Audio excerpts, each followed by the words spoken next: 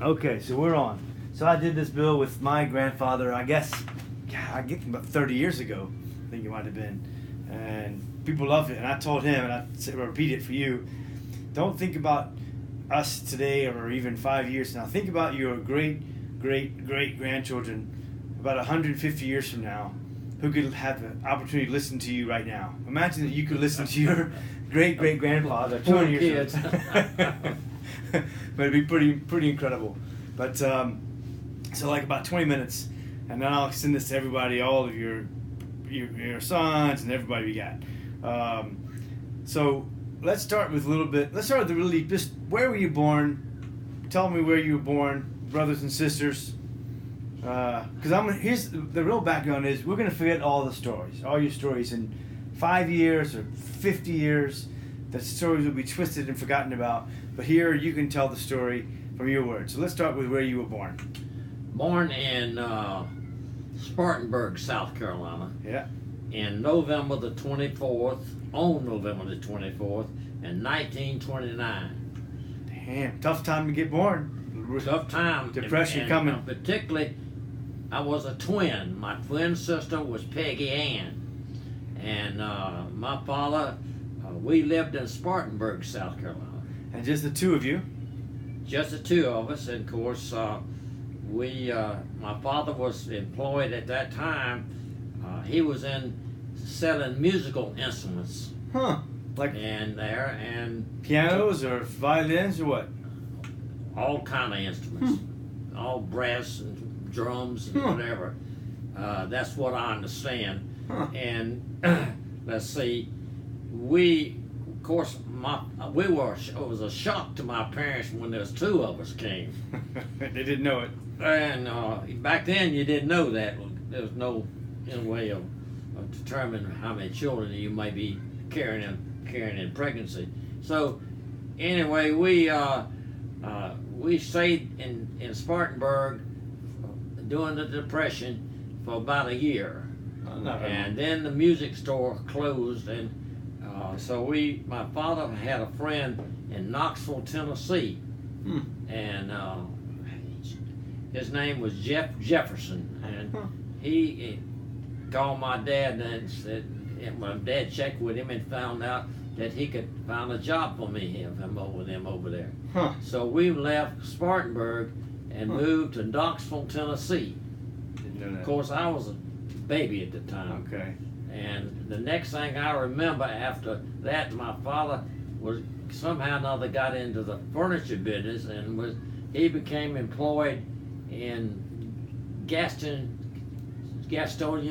North Carolina. And we lived in a big house downtown Spartanburg. Spartanburg or Gastonia? Excuse me, Gastonia. So you moved back to the Gastonia, okay. In Gastonia. Okay.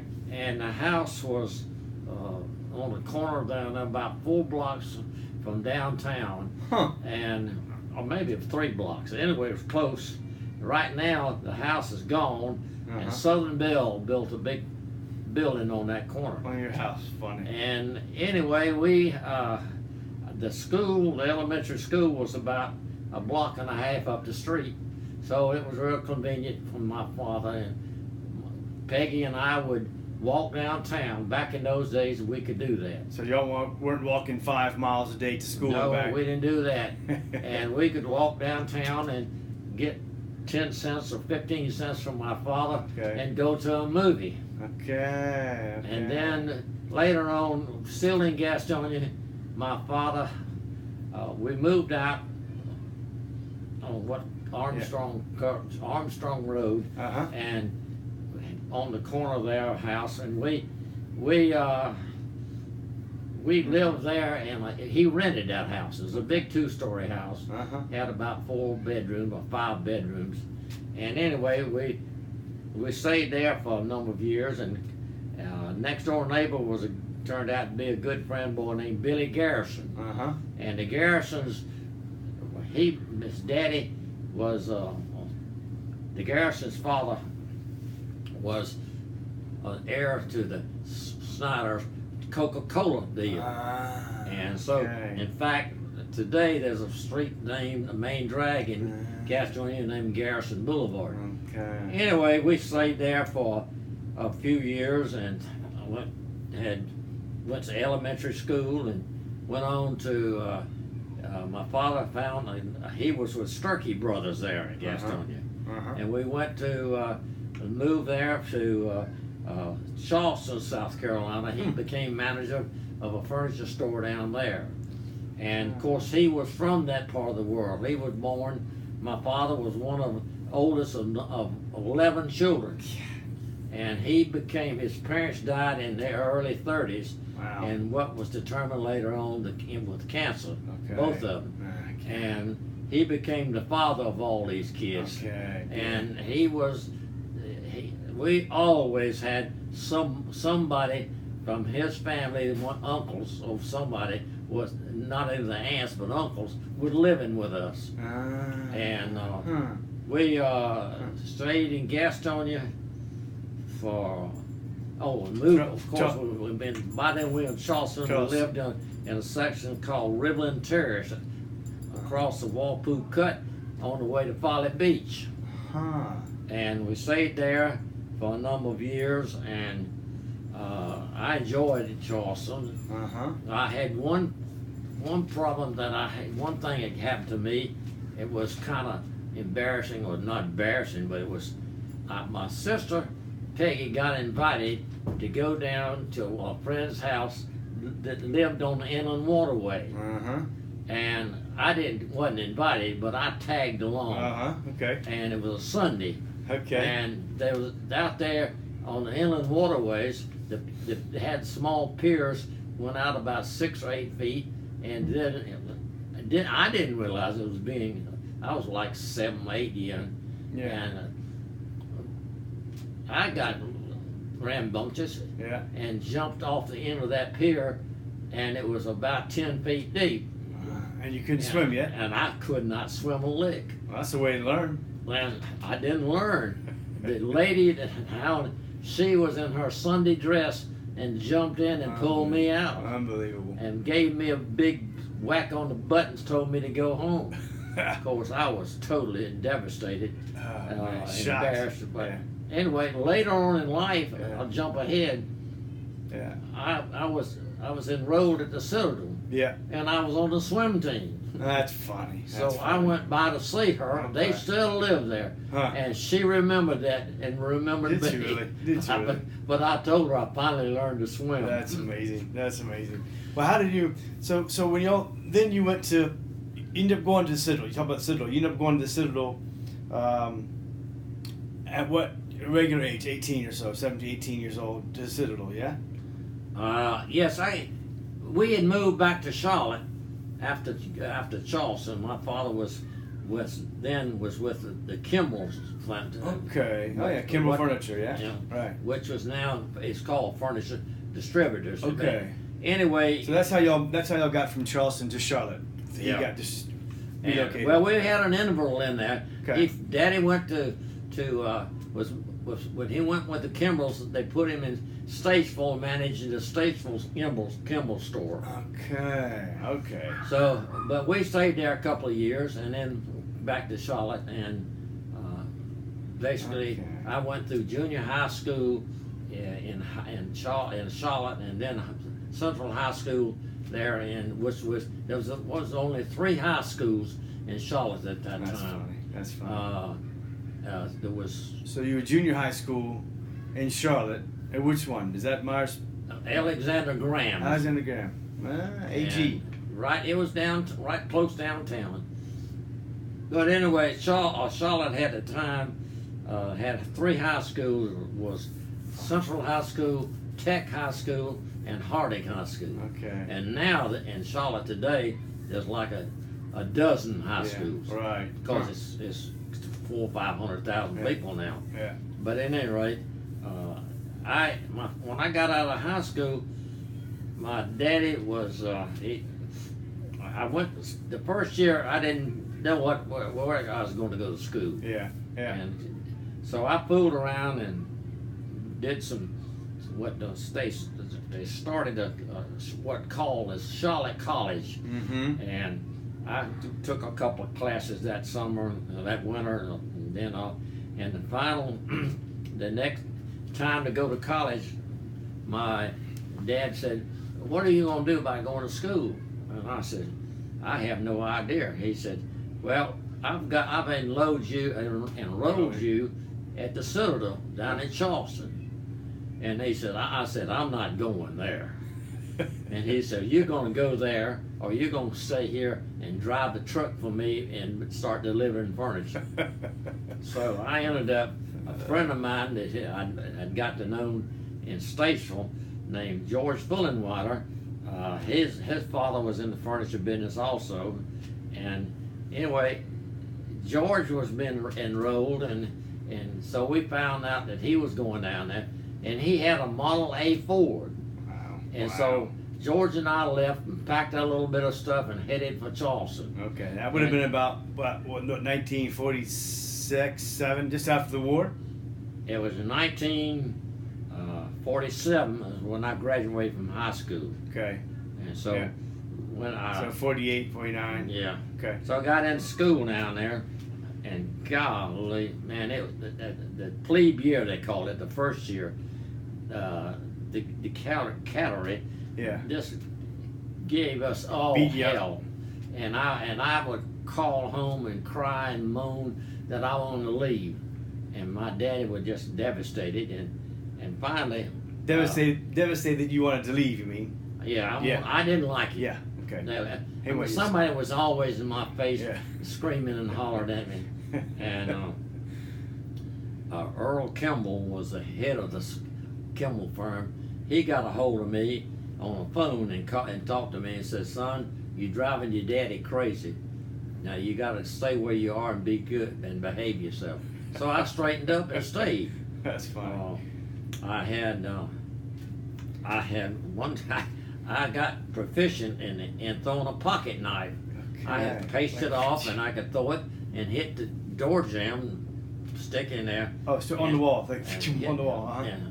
And anyway, the guy, one of the guys that gave me so much trouble, he one afternoon or one evening, he opened that door about the time I threw the knife, and it stuck right in the molding beside his head. Oh, man. He never bothered me again. But anyway, I finally got into the Citadel and got into a lot of activities. I became active. I played a little on the tennis team, wasn't very good. Got on the swimming team, and was a backstroker. And at any rate, then I got later on. I became the chairman of the dance committee my last year, which was a big deal. We would have, back in those days, the big name bands would come in 3 times a year for dances. Great. And we'd have somebody like Tony Bennett, not Tony Bennett, but Tommy Dorsey came one year. Wow. And back then we'd pay $3,000 or $4,000 for a big band to come in. That's big money back then. Yeah. Oh, that was big money back then. And then I became a cheerleader, and then became a head cheerleader. Really? So I enjoyed that, and one year we took off and got on the march down about a mile down to the railroad tracks, and had a chartered train and took the cadet corps, went to New York and played West Point. So you're playing as football? No, I did not play football. Okay. I was active enough that anyway, I got into all this on campus stuff. Okay. And in fact, they elected me as president of the Block C club, the athletic club. Okay. But anyway, in in New York, we went down in the Gap. Let's see, 2 or 3 places down there, and we. I'll never forget. One of my good friends was a boy named Skeet. What was his name? Skeet Simpson. And he was from Mississippi, and we were all pretty drunk down there. And we went in the Yellow something club, and it was all a gay club. And all the guys were dressed up like women, and Skeet he got upset when he found out what was going on, and he walked backstage to see what was happening. The next thing I know, 2 guys had him under each arm, carrying him out, and said, "Y'all get out of here." Unbelievable. But anyway, we went to the Empire State Building. Okay. Got all picture of all. There was 5 of us ran together, and then the next day we left early and took buses up to West Point. Okay, that's a beautiful place. And up the river. Yeah. And got there, and of course, being a head cheerleader, I had to do something. So at lunchtime up there, I jumped up on the table and led them in a cheer. Huh. And I'll never forget, at the game, of course, West Point was beating us, and we at halftime, the cheerleaders we went across to their side, and the next thing I know, they had us cheerleaders, and they picked us up and passed us up in the stands bodily. Like moving you. Yeah, just from down on. Throwing you back And then it started, when we came down, they just kind of threw us in the next group. And we didn't get hurt. Yeah. But man, I didn't know what the hell was going on. That's funny. But funny. After the Citadel, I had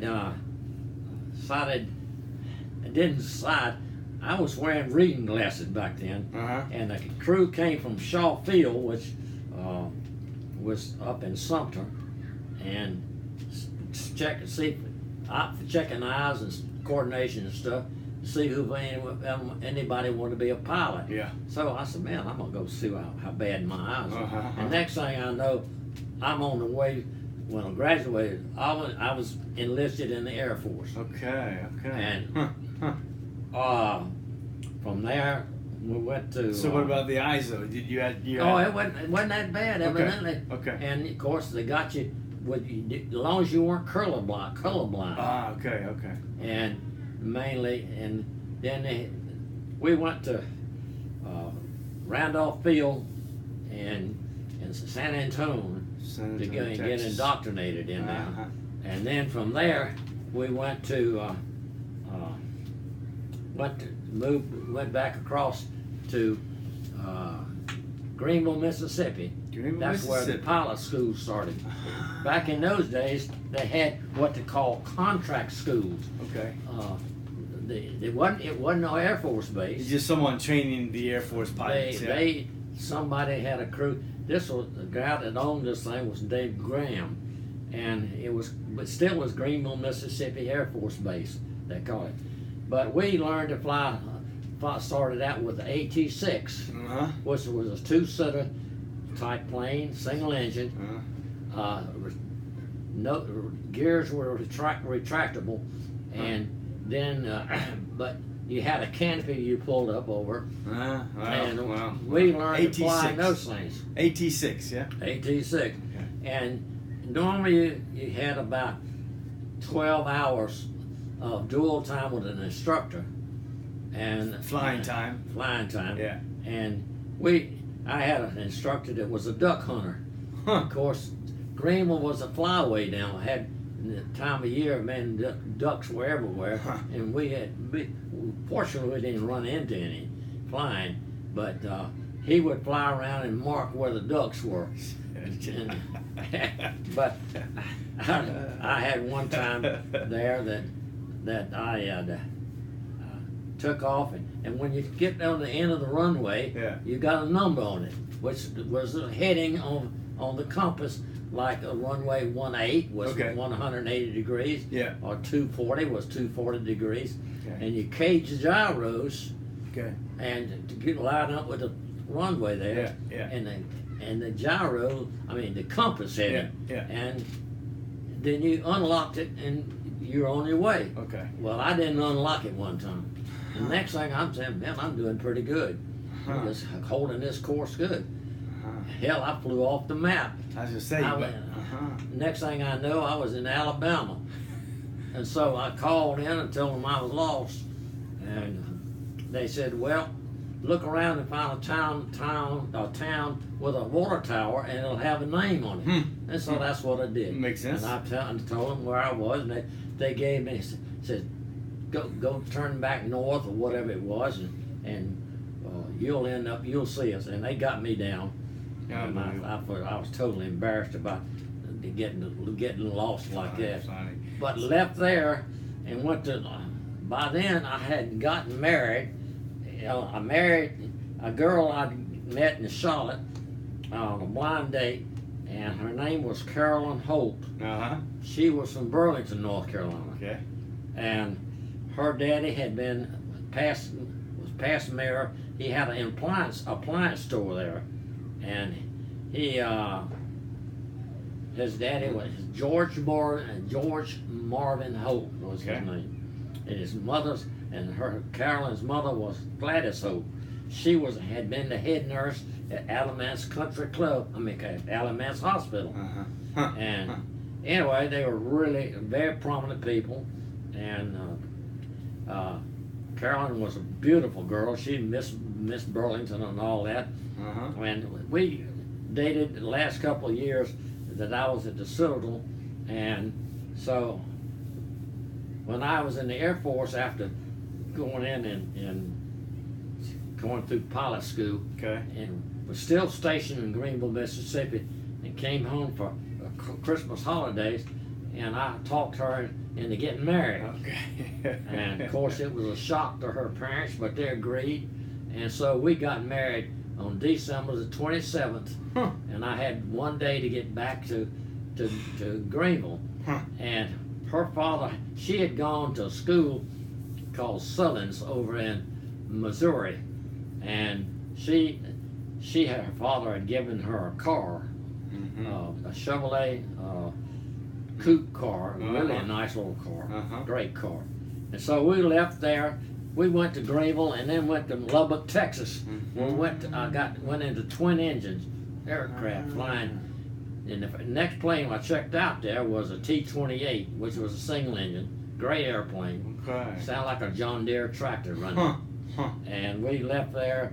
I stayed there and went through the B-25 program, and Carolyn got pregnant, and she came back home. Back home to Charlotte, yes. Went to Burlington. Burlington, okay. And the baby was born. In the meantime, I left there and had to go to Enid, Oklahoma, where I'd been transferred to learn to fly B-26s. So she was at home in Burlington. I had 4 weeks of training there in Enid, Oklahoma. Anyway, I came back home and went to Shaw Field in Sumter, and I picked up 2 navigators that was on training, and so I had about 4 weeks of training there, and the last week I was one night I was on a mission. We had flying B-26s were black with a checkerboard tail. And there was 3 B-26s. It's all they had there at Shaw Field. And I was in one of them one night, one afternoon, going on a mission, supposed up to West Virginia, and to photograph a dam. And we, and so on the way up, wasn't too far away, went by Charlotte. I wanted to show the boys where I live.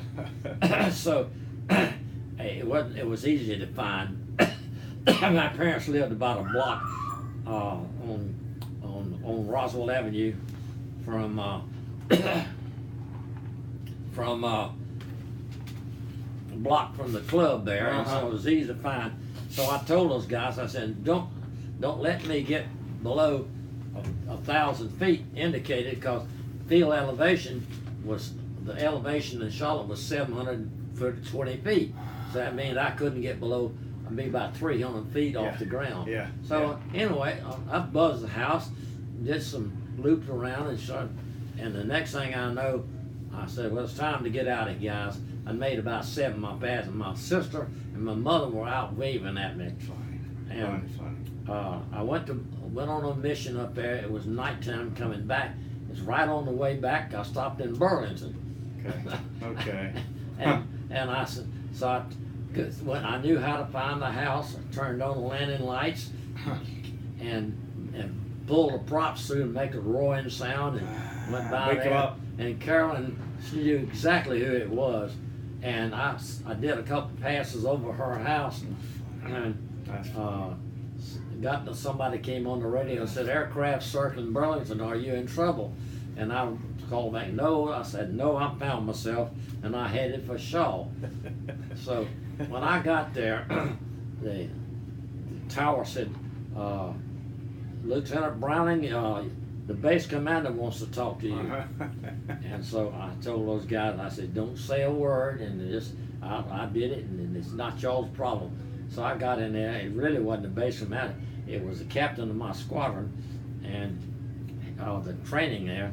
And he said, what did you do in Charlotte? He said, we got a report that you knocked over chimneys and knocked over trees, and said there's a full colonel down here in Alabama that he's heads of this whole area. He wants to talk to you.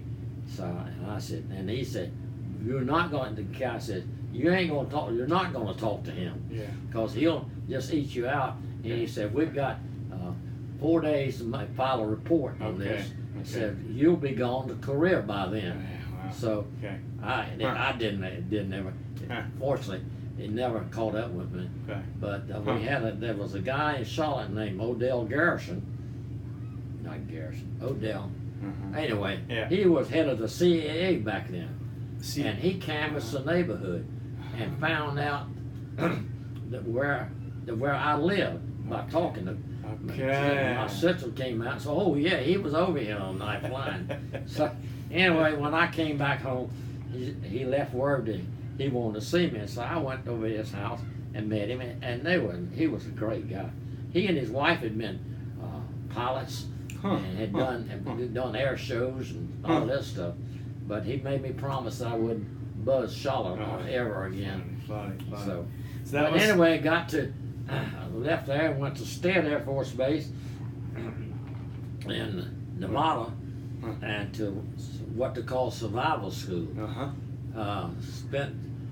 Took us out in the middle of nowhere back there in about 6 feet of snow, and we left us with 2 days or 3 days of food, and we had parachutes that made tents out of, and they furnished us with firewood, so it was a national forest.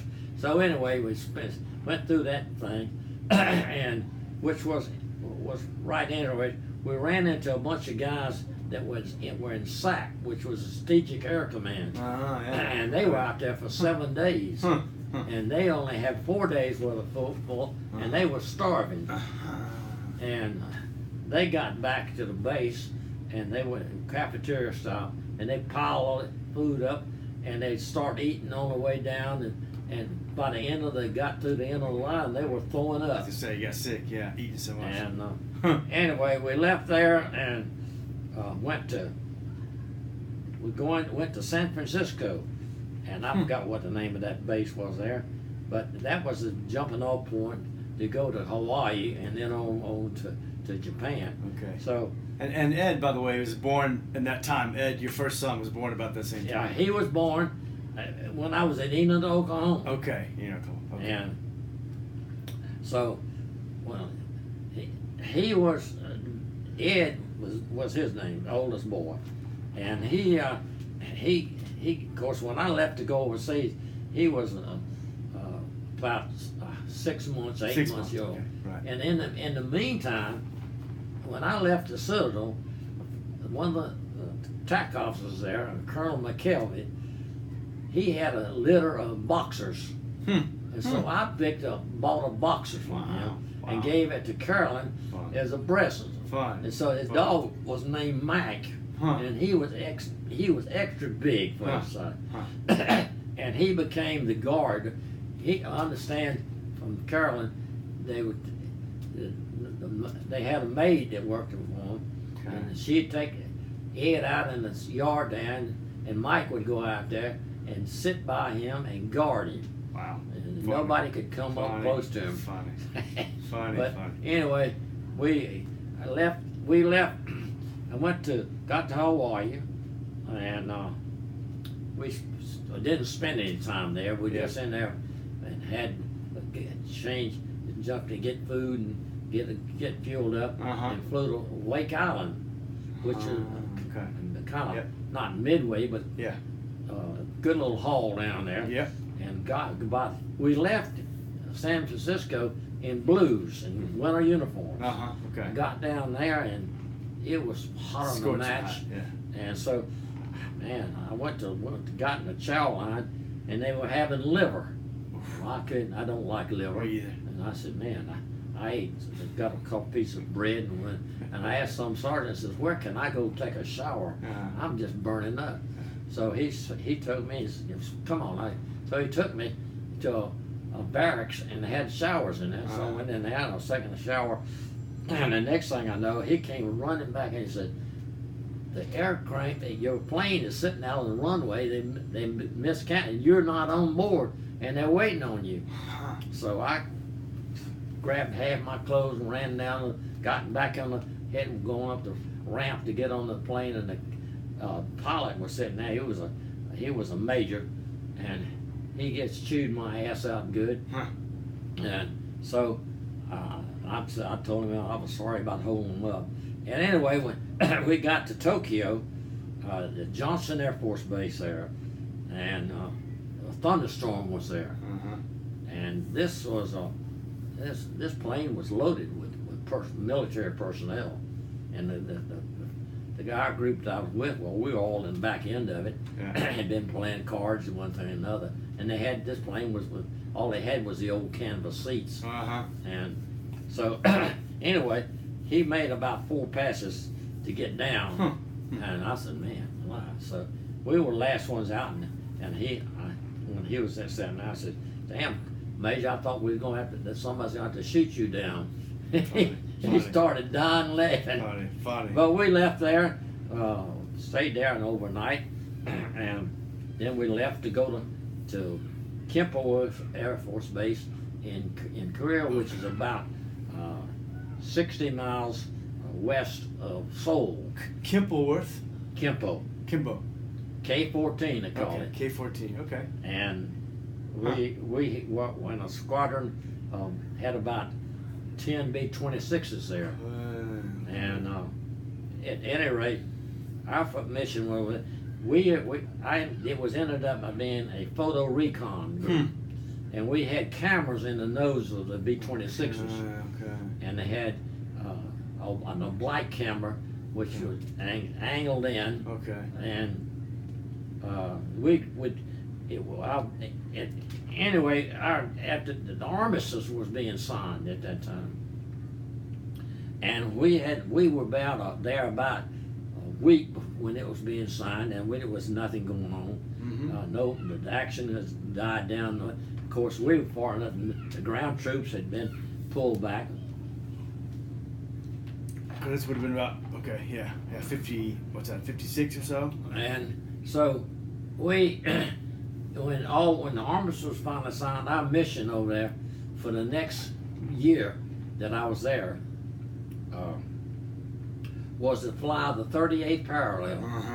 And of course, I was once a week. Or once or twice a week, one of them somewhere in our group would fly with the cameras, and the mission was the cameras could track and see what they were bringing in, and they were doing the same thing. See what we were bringing in. We were not supposed to bring anything different from what they had. And on the other side of the field, K-14 was a squadron of F-86s, the fighters. And those guys were ready to start a war. They were hot to go. And we had they had a B-45 that came in once a month rather, and they would fly the west and south side of the island all the way to the China border and take photographs. And there'd be at 30, 40,000 feet, Mhm. taking pictures inland, and just to see what North Korea was doing. And to this day, Truman, it was the Korean War was another political war. Yeah, yeah. Supposedly stopping the communists from coming down. Yeah, yeah. And MacArthur was pulled out of there. Yeah, he was really more aggressive. He was ready to go north. Yeah. Oh, he wanted to go on to the China border. Yeah. And of course, Truman stopped him. Uh-huh. And to this day, we're regretting it Uh-huh. because we should have gone on and taken North Korea Uh-huh. and made it all one country again. Uh-huh. But nevertheless, we don't know what's going to happen today with North Korea. Of course, they've developed they've got an atomic bomb, and they've got these missiles now that could reach this country. Yeah. And they got some crazy guys over there. I'd never have figured out how they survived. And of course, I don't know what this politics with North Korea and China and with Russia. It's just it's politics still. Yeah. Well, I think it's gonna be bad. I feel I'm not optimistic. I think it's gonna be some war between North Korea, South Korea. I gotta believe it. Anyway, we'll see. Right? Hopefully not. Hopefully not. So then you moved. So you left Korea. You went back to Charlotte. Then I came back to Charlotte. Okay. I flew back when we left there on a commercial airline. Huh. And left Tokyo, and I flew. My next stop on the way back was Midway Island, Okay. where Yeah. one of the major battles of Yeah. World War II was. Yeah. And there from Midway, we flew on back to Hawaii again, from Hawaii back to San Francisco, and then I got a commercial all the way back flew into Washington D.C. and then I caught a small aircraft on back to Charlotte. Okay. And I got back to Charlotte, and Carolyn and I had rented an apartment in what was called Selwyn Village. Okay. It was a big, nice complex on Selwyn Avenue with apartments, and a lot of young people were there. And so we were there, and I didn't know what I was going to do. Yeah. And my father said, well, you can come work for me. And I said, I don't think I want to be in the furniture business. So I got involved with a guy named DeLacy Wyman had sold my father a house. And so my father talked to DeLacy and said, my son's back, and said he's thinking about getting in the real estate business. Okay. And so I went to work with DeLacy. Hanks, German, and Wyman was three guys that owned them. All of them neat guys. And so that's what I got into, the real estate business. Okay. And never did do that much good in it. But you were doing more selling stuff then, or you doing I was construction, building? selling real estate. Because at some point you started building houses and building different types of things like that also, right? Yeah. Yeah. Well, along the way, I met a friend and named Jack Crouch.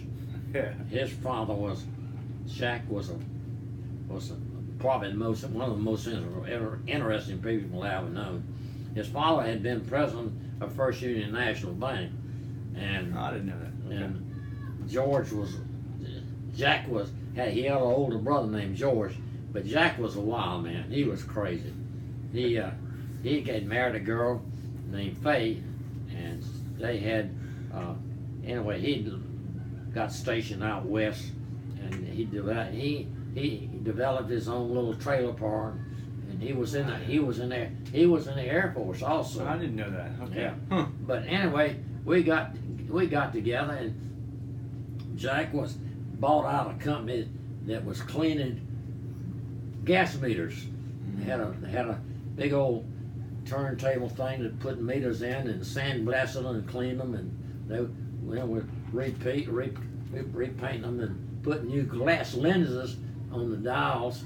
And so somewhere along the way, we found out that that you could replace these things with a Lexan cover, which was plastic and was practically bulletproof. Of course, the big thing with gas meters, with the glass things, you can take a ball head camera or any kind of camera, so we can play with it, and bust the glass and twist the dials back, and it was stealing gas is what you were doing. All right. So with the Lexan, you couldn't break the sucker. Okay. So Jack and I finally went, he and I got together, and I went to my good friend Rennie Culberson, who I'd borrowed money from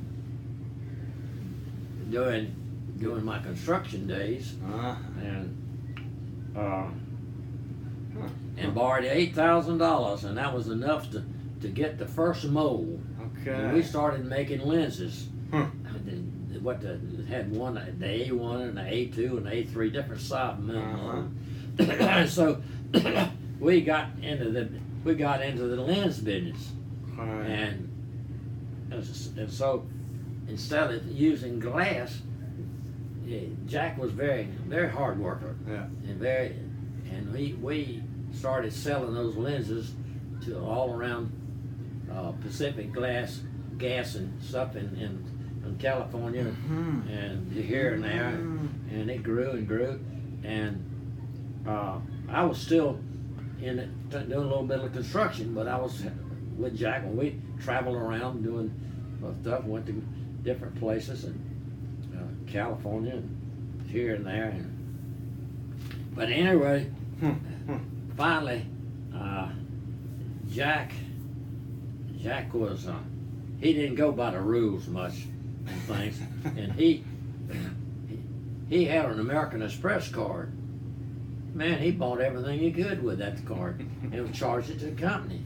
Right. I mean, all the groceries they were eating, all the kids had cars and they were getting gas, and so the accountant came to me one day and said, he told me, he knew he said, you better watch out. Jack's gonna get in trouble with this thing. The government ever check him, you're gonna be in the middle of it. So I decided, well, I turned to Jack one day and said, Jack, I won't buy you out. Well, man, he didn't want that to happen. So he said, no, I'll buy you out. Okay. So he did. And so for $100,000, he bought me out. Okay. Of course, I used that money in the construction business. Yeah.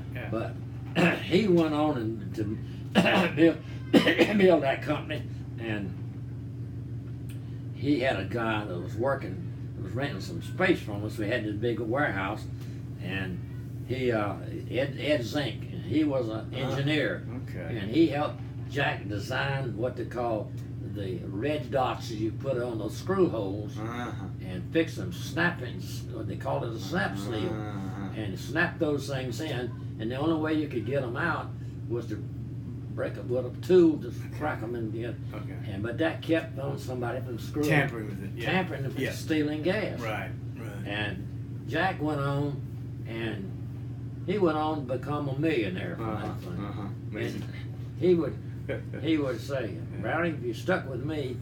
But anyway, along the way, I had got in the real estate business process with Alan Tate. Alan Tate became one of the biggest realtors in the country. And Alan would, and that's when I decided that I would like to build some houses. And Tate, to this day, he's deceased. He's gone. But he would see me and said, Brownie, if you stuck with me, you'd be a multimillionaire. And I would have been. But Jack, he was doing some things I didn't think was right. But anyway, good guy, turned out fine, and made a bunch of money. Had one, like I say, he had in the Charlotte area. At one time, he had 2,000 agents. Amazing.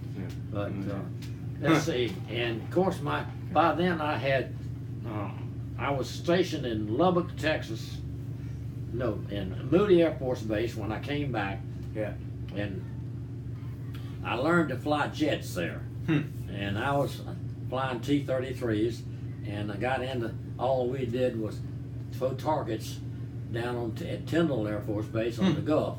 And the Air Force had a night squadron there that came in, and they had the F-89, which was a big old lumbering giant plane, and they had about rocket pods on each wing, and it held 50 rockets in each side. And then they have AF-94 they had, what came in, and they were rockets on wings and tail, and they all doing was to intercept the aircraft coming went enemy. And so we told targets, and they would shoot at us with dummy rockets, and we had a mile long target we would tow, and sometimes they would lock on to us instead of the target, and you have to pull up real sharp or go down. Here comes a rocket right at you.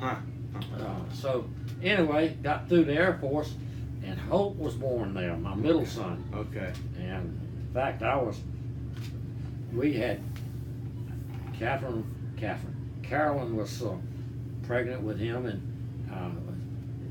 she called me one day we had rented a little house, and said, I think I'm due.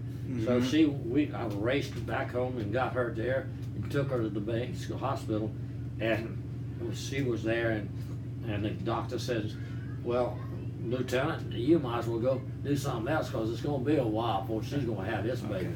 Yeah. He said, why don't you go get an airplane and fly around a little bit? So I went down and checked out a T-33 and was flying around. I hadn't been up there 30 minutes, and they called me and said, you better get back now, and you've just got a new son. Wow, that's great. That's great. Hope had been born. Right, that's great. But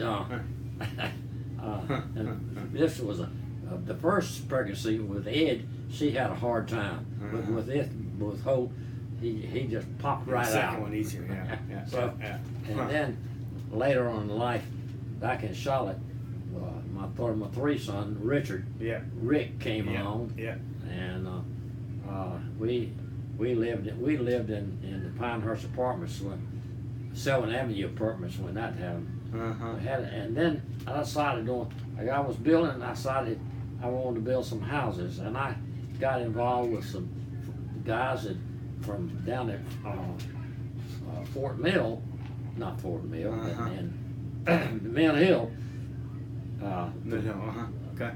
They were two brothers, and they went to work for me, and they were a good crew, and so I started building some houses, and I ended up decided to build us a house, and Tate had built a development out off Carmel Road called Kingswood.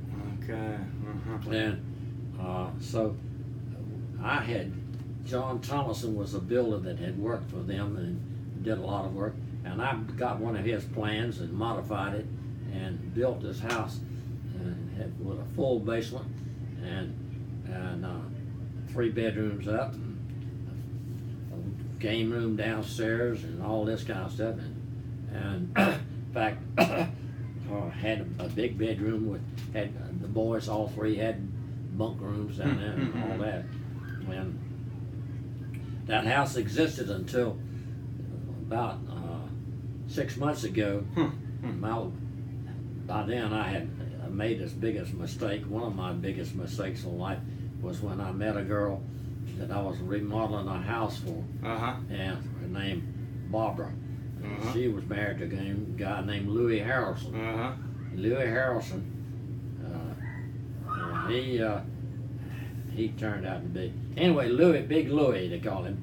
He went to South Carolina, and he played football and was heavyweight boxing. Okay. And he turned out to be in intercollegiate heavyweight boxing guy of the South. Okay. And but I came involved with Barbara, and she left Louis, and I made this mistake, and I left my family and married her. Yeah. Well, that's life. That's also life, isn't it? Oh God, big mistake. And of course, we were married for about 4 or 5 years. I forgot which. Yeah. And Louis would never give up on it, and he called me once or twice a week and said, I'm gonna kill you. And so, of course, that got old, and in fact, I started carrying a gun. Yeah. And I didn't know what it. And finally, Barbara had left Louis, and I married her, and we had a house out off of Carmel Road called in Montebello. Mm-hmm. And it was, I know where that is. Yeah. Nice. So it wasn't big, nice, but it was nice, and had 4 bedrooms. And there was the 3 girls, and Bobby was the youngest. Mm-hmm. And but Louis poisoned the girls. He kept telling me that I wasn't their daddy and all this stuff. Mm-hmm. That he was gonna kill me and the whole bit. And Bobby was too. But anyway, I ended up coaching Bobby in t-ball and then junior baseball and stuff. And Bobby and I got along fine. And one day, I got fed up with it. Yeah. And I left Barbara, and I came by one day to take Bobby to a basketball game with a friend of mine named Bill Stagg and his son, and we went to the north-south doubleheader. Okay. And I came back home, and Barbara wasn't there. She had gone down the street to visit a neighbor, but Barbara, Brooke was there, the middle girl, and one of her friends. Okay. And so I sat down, and she told Brooke to tell me to wait, that she wanted to see me. So I said, okay. So I sit down. About that time, I'm sitting in the den there in a rocking chair. And Bobby looked at me and says, "It's him." And I knew who it was. Okay. And Louis came tearing in there. He hit me broadside on that chair, and it flipped me up against the wall. Then at the time he could bench press 400 pounds. He picked me up and threw me across the room over to one end, and I ended up in the foyer. And he grabbed me and started beating my head against the wall, the door. And finally, I just relaxed. And then I said, well, I looked at Louis, I said, if you're going to kill me, go ahead and let's get it over. You keep saying this, been there for 3 years or no, 4 years now. And I said, but you know what? And I said, very calmly, I said, you're going to lose your dealership and all you work for. In addition to that, I've got it in my will, I've got $10,000, and I've got a friend that's going to come from Gastonia, and you're not going to be seen again. They'll find you float down the Catawba River. And I know it was all a fake, but he backed off and picked me up and set me down on the couch and started pointing his fingers at me. Not only you did this and you took my wife away from me. And I said, I'm sorry, but I didn't mean to. It's just one of the same. And so about that time, Bobby had got a broomstick and walked in there and smacked him upside the back of the head with the broomstick. And so he took off chasing Bobby, and I took off upstairs, and I had my .30 rifle sitting up still in the closet. And I got it and a couple of shells and put in that, and I sat at the top of the steps.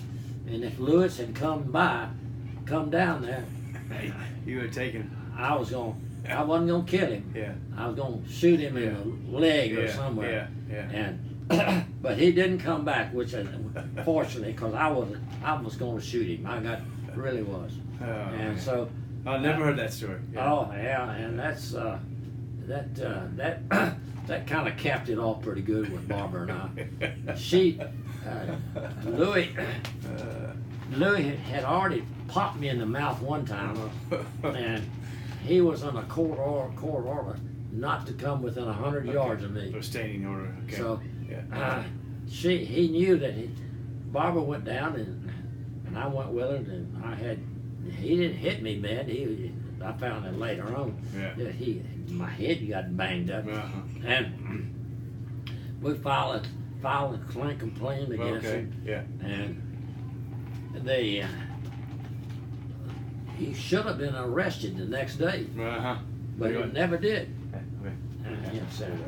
And he turned out that he gone down there and talked to the girl down at the thing down there. The courthouse or something. Bribed her, and we found out he gave her $1,500 and she left town. And so the South Carolina Department of whatever it was, they got involved and investigated, and they they didn't know where she went to. But anyway, got out. And funny. So what year was that? About what year? That would have been. I'm trying to think. What would it have been? 70. 35. Almost 79 or 80. Okay. All right. And all right. So how'd you meet my mother? Your mother, she was big in Fourth Ward. Yeah. And she was with her. What was that group that was in that thing? Anyway, they had started Junior League. The Junior League. Yeah, Junior League. And they had got involved with that thing down there, and your mother had gone to different ones and raised money, and they were remodeling these old homes down there. I remember they moved one of them. They picked them up, moved down the road. And somehow she found out I was a builder, and she got me down there to move her house and set it up, and I did. And then I met her, and then later on, one time I had a little red BMW Beetle. Oh, great. And a convertible. Oh, fun. And Catherine was had worked with Helen Adams. Yep. And I had remodeled a duplex, single home on the corner of Queens and Roswell for Helen. Really, I went down there after I left Barbara, and my mother lived down the street. My father was deceased by then, and I decided I would buy that corner house and see about making a duplex out of it, which I could do. Okay. So Helen, next thing I know, I talked to her, and she said, "Oh, you can do that, yeah." So next thing I know, she bought the house and asked me to come remodel it. So I spent 6 months redoing that house, and one winter, during that period of time, we had a little snow, about 4 or 5 inches, and of course that VW gets to go anywhere. Yeah. So right. I said, Helen, you want to go with me down to the Country Underground? This was a hangout where Crouch and I hung out and drank beer with half a dozen guys, and she said, yeah, she'd like to go down there. So she called your mother, we picked her up, and the 3 of us went down there, and it was, it's a country and western place. Right. And we did some dancing and stuff like that. Fun. That's where I first got to know your That's mother. funny. I didn't know that story either. Yeah. And in fact, we're at this place we're at right now in Myrtle Beach. Isn't this? You've had this place for a long time, right? 35, 40 years. Jack and I had a friend named Brian Edwards, who had worked up there at River Hills, and where I had built some houses, and Brian came down here, and he was selling these timeshares.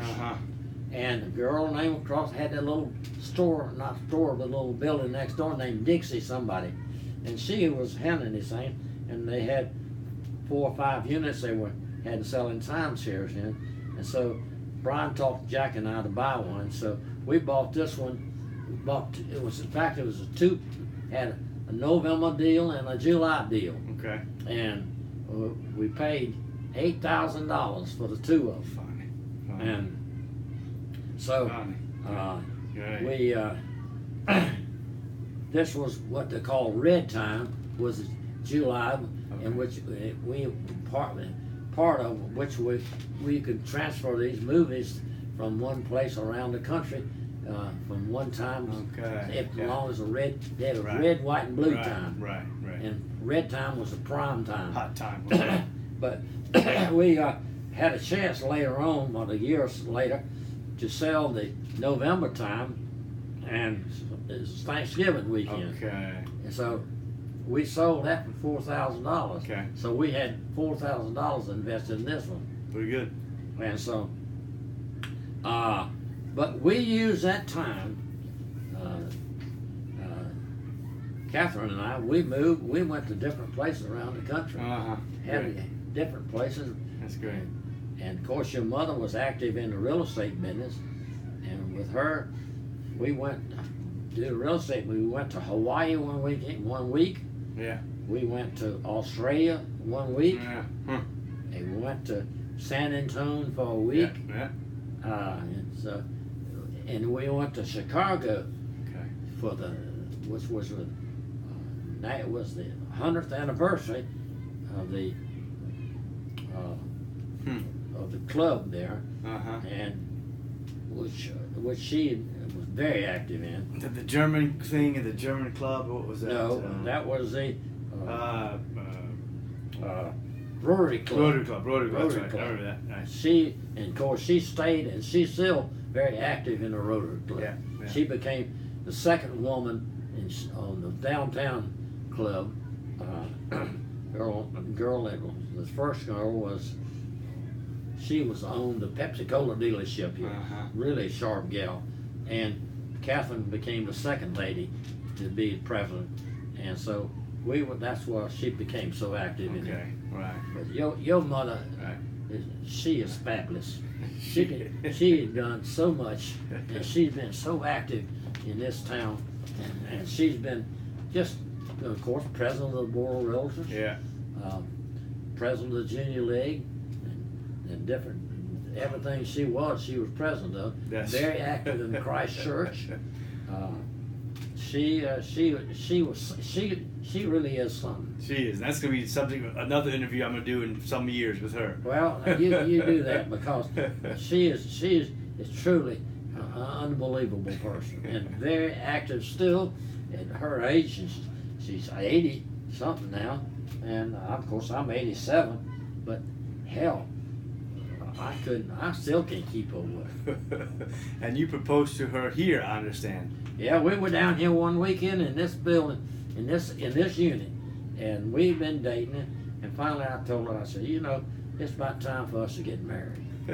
So she said, "Oh goodness, let's do." So we got married. Had a great marriage. Got married at Christ Church, and had a big reception out at the Charlotte Country Club, and of course she was a member then. Right. That's right. And of course, That's right. she had been born into the club through her daddy. Her daddy joined in 1929 or thereabouts, and his initiation fee for Charlotte Country Club was $25. And the day I knew it was a lot into the number. That's fine. the day initiation is $85,000. And when I joined, Catherine talked me into joining. It was Jack Crouch had joined, and he joined 2 years before I did, and his initiation fee was $12,000. When I joined, it had jumped to $18,000. So I borrowed some money and got into the club, and I thoroughly enjoyed it. Got to play golf once a week. Yeah. We were members out there for 20 years. Yeah. And finally, I got where I couldn't play golf anymore, and I said, "To hell with it! I'd just as soon resign. It was costing us $1,000 to $1,200 a year to be a member." And I said, I talked to her, and she said, "Well, she's not active anymore." And she said, "But I hate to give them membership up because I've been a member with a daddy." Yeah. And then she was a member, a lady member, and then she got me. Yeah. And Had to reapply again, right? I had to apply again. Okay. So anyway, she thoroughly enjoys she's been very active at the club out there, and she thoroughly enjoys it. And we have enjoyed. We've been. Let's see. Her daddy father died, and who was an outstanding guy. You've interviewed of him. Yeah, absolutely. I'll tell you what. He's special guy. He was laid back, but and he was a good golfer too. Yeah.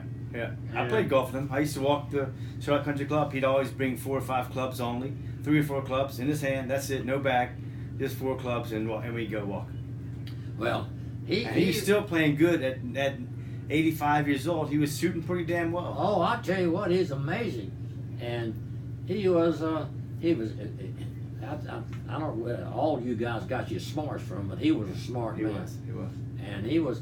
And he got an engineering degree, and he went to the University of Virginia, and that's where you went. That's right. And he had I thoroughly enjoyed knowing him. He liked me. He liked you a lot. I know he did. He told me that he liked you a lot. He did me. Anything he could do for me, he would. That's nice. And so. Well, Bill, we're gonna do this again in 3 years when you're 90. Okay. Okay. So you've been watching 3 years. Now, imagine that that your great grandchildren, who are now what 2, 3, 4 years old. How old are they? Your youngest great grandchildren.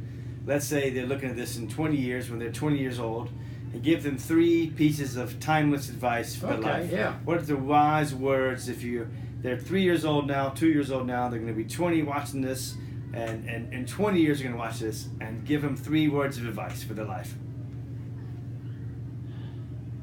Get all the education you can. Education is everything. I don't care.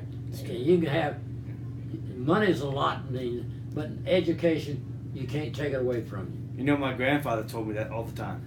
Well, I'm going to tell you what. Yeah. I wish I had studied further. I wish I had become. I really would like to become an attorney. Yeah. All right. But I wasn't smart enough. Hey, well, you were. You just didn't do it. Yeah. You about through? No. You need 2 more pieces of advice. That's one advice for your grandchildren. You got your 3 great grandchildren. That's one advice. Give us 2 more pieces of life wisdom from Bill Browning that they should follow. First one, education. Second one, and you give them 2 more pieces of advice. Well, I would say the second one would be kind to everybody. Be kind to, I don't care what race is, whatever, but be kind to everybody, and find. The third one would be find a love, somebody to love and look after you. Great, cool. That'll do it. Thanks, Bill. All right.